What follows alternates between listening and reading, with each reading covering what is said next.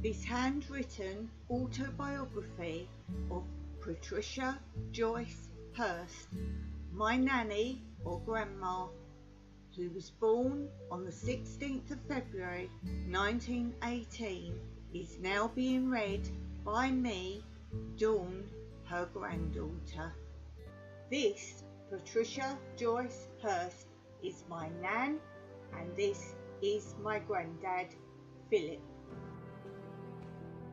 And here is me, Dawn, with Grandad and Nanny many years ago.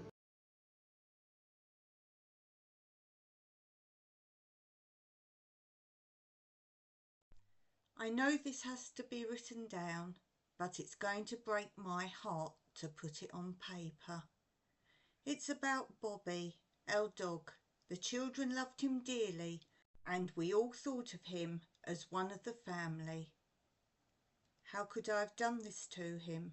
I will never forgive myself as long as I live.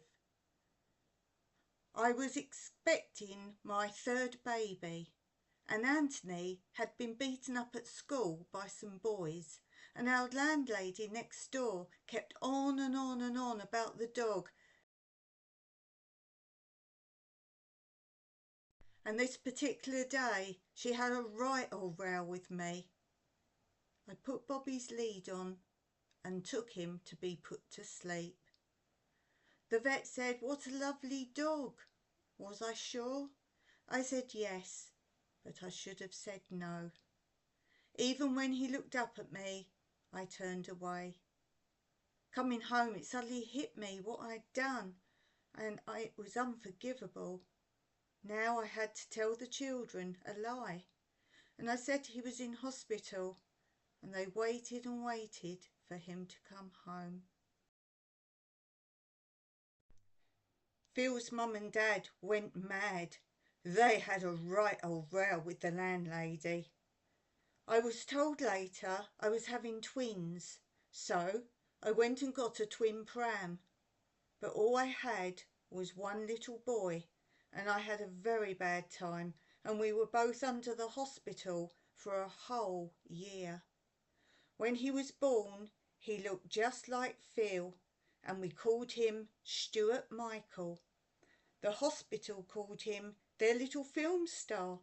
He was lovely to look at, and still is. All our three children are good to look at, and so good and kind, and will do anything for anyone. Our doctor called them peas in a pod, because they were all so alike.